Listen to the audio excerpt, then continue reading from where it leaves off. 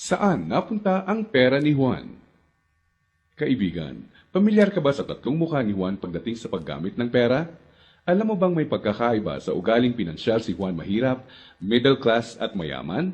Sobrang simple lang ng mga pagkakaibang ito. Magtataka ka kung hindi lahat ng tao pamilyar dito. Mga simpleng diskarteng dahilan kung bakit ang mahirap lalong humihirap, ang middle class stressed out at walang oras, at ang mayaman lalong yumayaman.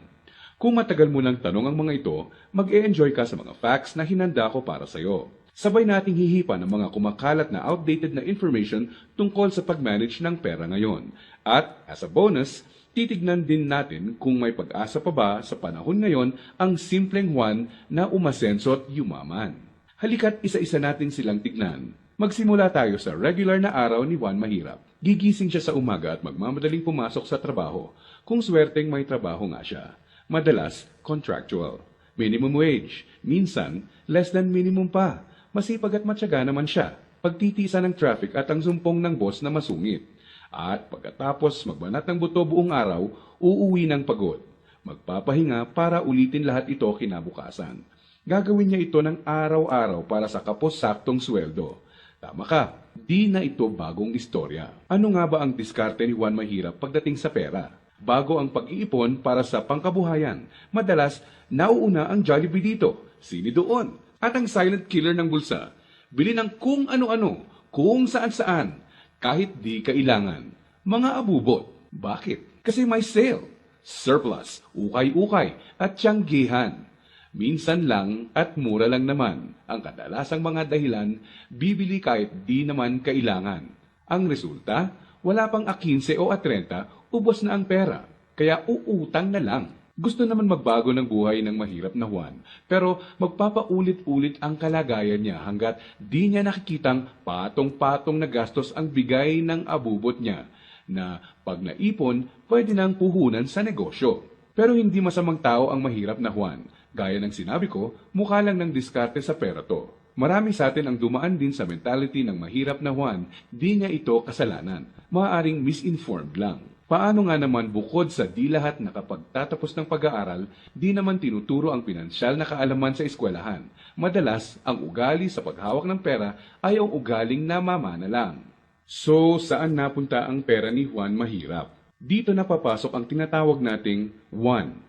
Income at expense, at 2. Assets at liabilities.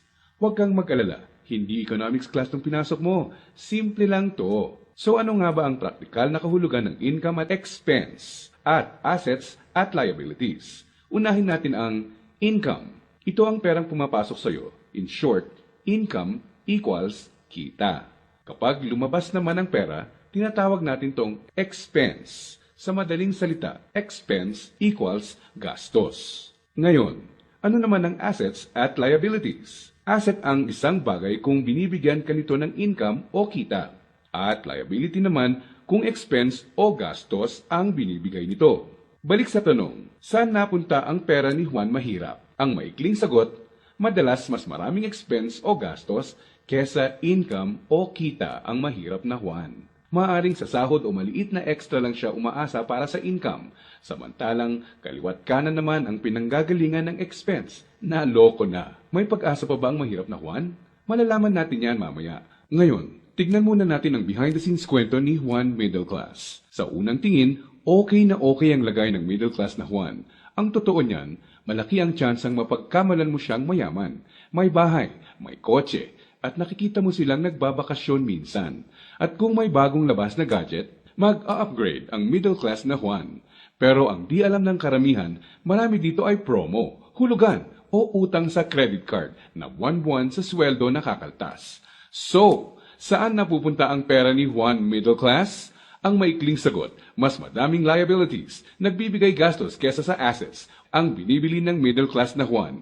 Imbes na investments na gagawa ng income, nauuna sa listahan niya ang paggagamitan ng pera, ang upgraded na lifestyle. Gusto niya ang convenience at quality sa buhay. Tingnan nating halimbawa to. Kung traditional economics ang pagbabasehan, ang kotse at bahay ay madalas na sinasabing assets. Sa praktikal na buhay ni Juan, masasabi nating outdated na ang pananaw na to.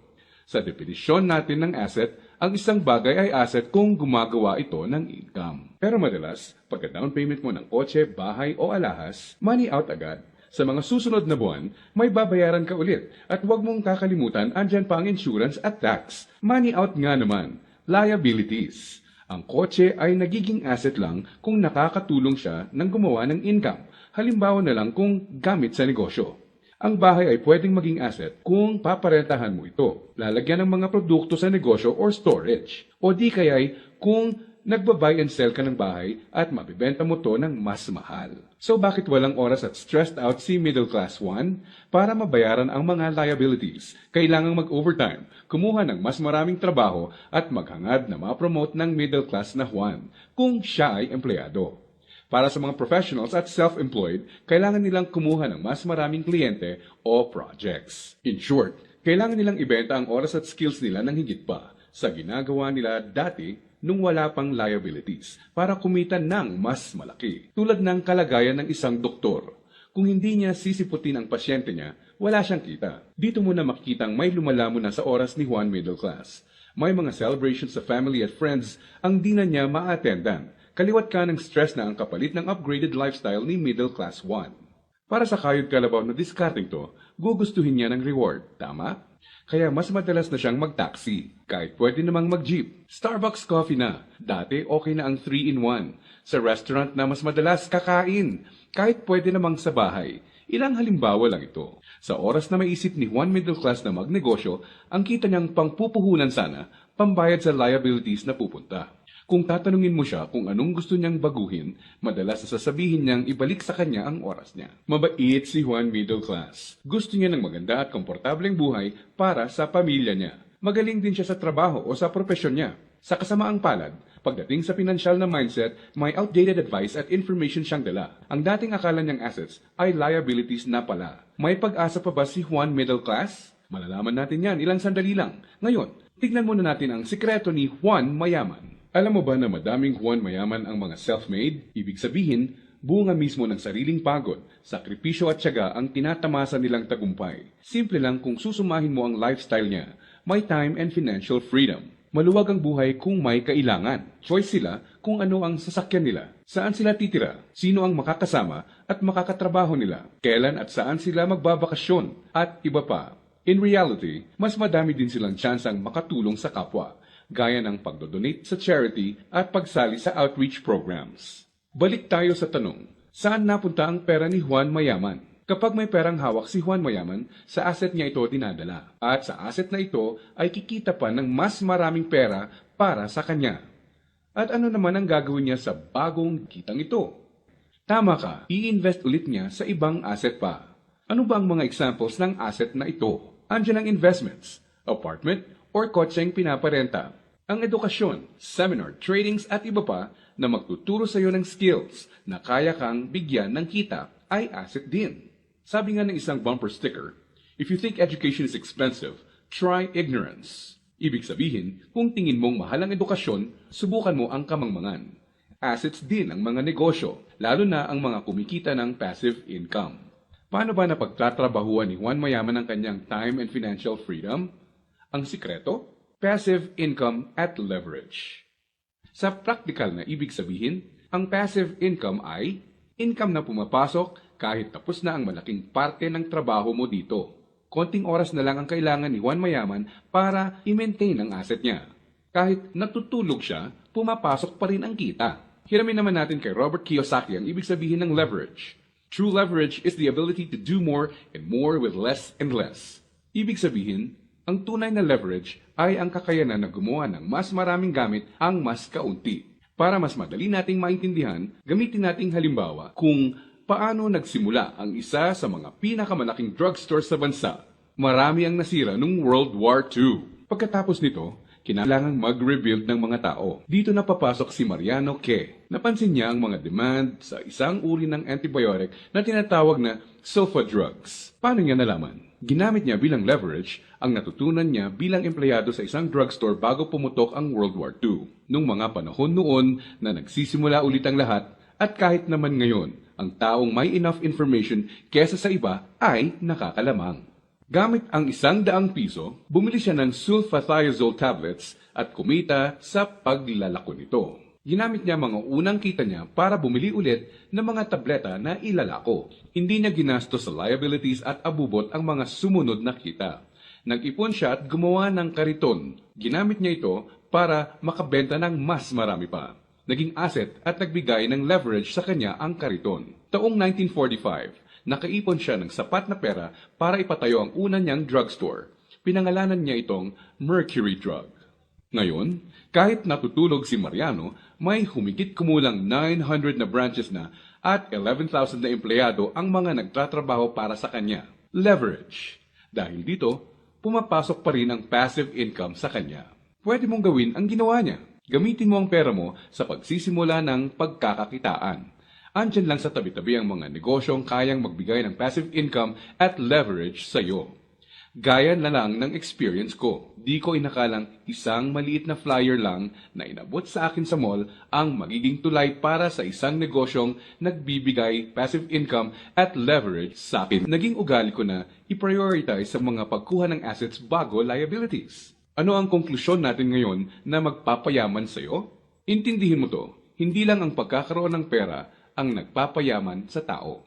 Para hindi ka matulad sa 70% ng lotto winners na lalong nagiging mahirap dahil sa maling diskarte sa pera. Dapat, alam mo kung paano at saan gagamitin ang pera pag nagkaroon ka nito. Dahil sa internet, mas madali nang maghanap ng negosyong simulan sa maliit na capital at pwedeng palaguin para bigyan ka ng passive income at leverage. Ang importante, kailangan mo silang hanapin. Kailangan mong maging open para tumingin-tingin at kumuha ng idea at pag nakakita ka, pag-aralan at i-research mo to. Nandyan lang sila. Kailangan mo lang bigyan ng chance ang sarili mo na maging in the know. Ibig sabihin, kapag andyan na ang pagkakataon sa harap mo, alam mong di mo dapat palagpasin to. At sa pagkakakitaang papasukin mo, ipunin mo lang ang income mo. Gamitin mo to para palaguin pa ang assets mo hanggang ang kita ng assets at negosyo mo kahit di mo na directly pinatatakbo, ay nagbabayad ng bakasyon, gadgets, kotse, at bahay ng pamilya mo. Gaya ng mga self-made na Juan Mayaman, kaya mo itong simulan. So, si Juan Mahirap, unang binibili ay ang mga abubot. Si Juan Middle Class, unang binibili ay liabilities. At si Juan Mayaman naman, unang binibili ay assets. Kung nagustuhan mo tong presentasyon natin ito, maaring magustuhan mo pa ang mga ibang ideas na meron tayo sa Facebook group. Okay itong online tambayan natin na to. Positive ang mga tao. Nagsishare ng idea para mas gumanda ang buhay ng mga nasa grupo. Welcome ka dito. Masaya, may purpose, at may kulitan sa grupo. In short, bukod sa mga ideas at suporta para sa pag-unlad ng buhay mo, mag-e-enjoy ka dito. Sa Facebook, makikita ang grupo natin. Kaya kung nakatulong ang presentation na to sa iyo ngayon, swakto ka sa grupo. By private invitation nga lang to, pero free. Lagay mo lang ang email address, cellphone number mo sa form dito para mapadalhan kita ng invitation. Don't worry, safe ang information mo. Di kita padadalhan ng spam at makulit na mga messages. At as a bonus, bibigyan din kita ng ebook ng video na to. Lagay mo lang ang email address at cellphone mo dito at ako nang bahala sa iyo.